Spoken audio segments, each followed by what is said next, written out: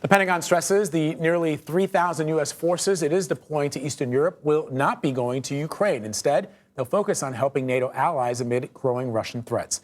The troop deployment is set to happen in the coming days. Retired Colonel Mark Cancian is a senior advisor with the CSIS International Security Program, and he joins us now with more on this. Good to see you, sir. Thanks for joining us.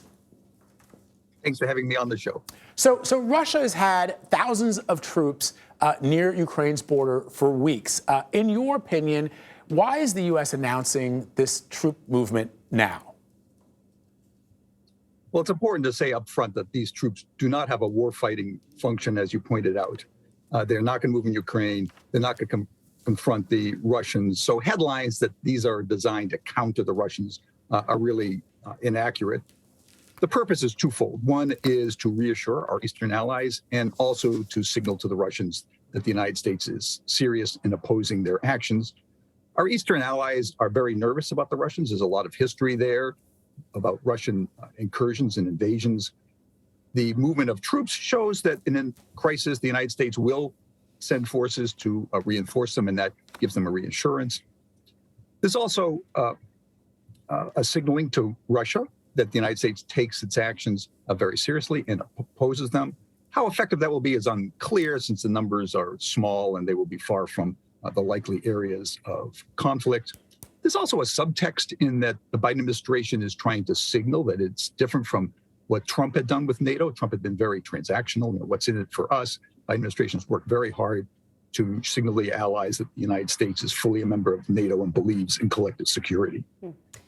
So that explains what they may be doing and the messaging that is being sent out, but still the timing. Why now? You know, Russia has been suggesting, as you know, Russia's counter argument is, you know, we're not provoking, the U.S. is provoking. And doesn't this sort of feed into that argument? Why now, when it certainly appears as if there are still attempts at diplomacy?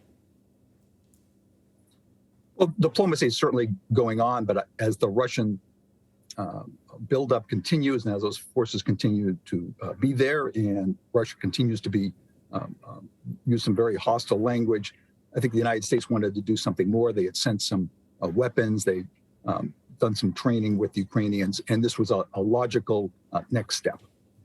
So, Colonel, let me ask you the question. You specifically referenced NATO and the relationship that President Biden is trying to rebuild with our allies, given the way that President Trump sort of treated and talked about NATO. How, if this movement of troops is not meant to put them on a war footing, how prepared is NATO to, what is NATO prepared to do should Russia decide to invade Ukraine?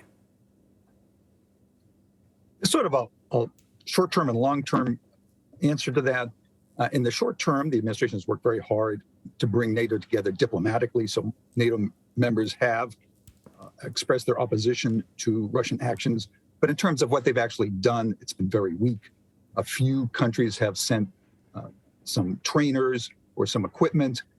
The Germans have opted to appease the Russians because they need Russian energy supplies. So in the short term, it's not very encouraging. Longer term, I think that NATO countries will recognize that Russia is a revanchist country, that is, that it is interested in expanding, that it's hostile, and that NATO may need to continue rebuilding its forces. They've been building for a couple of years, and that may continue. You know, I was just thinking about Putin's concern about NATO and NATO expansion. It occurred to me that he may be, this whole thing may be sort of counterproductive, because I think that NATO is looking more relevant, perhaps, than it has in a while. And you mentioned Donald Trump, Vlad, who called it obsolete and too expensive. Do you think that what is unfolding now in and around Ukraine is actually sort of reminding the world of the value that NATO has? It does. And I think long term, that may strengthen the alliance as the members recognize that there really is a threat from the East. In the short term, though, as I noted, NATO's response has been really quite weak. And there's a lot of concern about the Germans. The Germans really had a choice between their green energy and confronting Putin in Russia. They decided to appease Russia because they're so dependent on Russian energy. And for the long term, that's quite worrisome. Retired Colonel Mark Cancian, thank you so much. Great talking to you.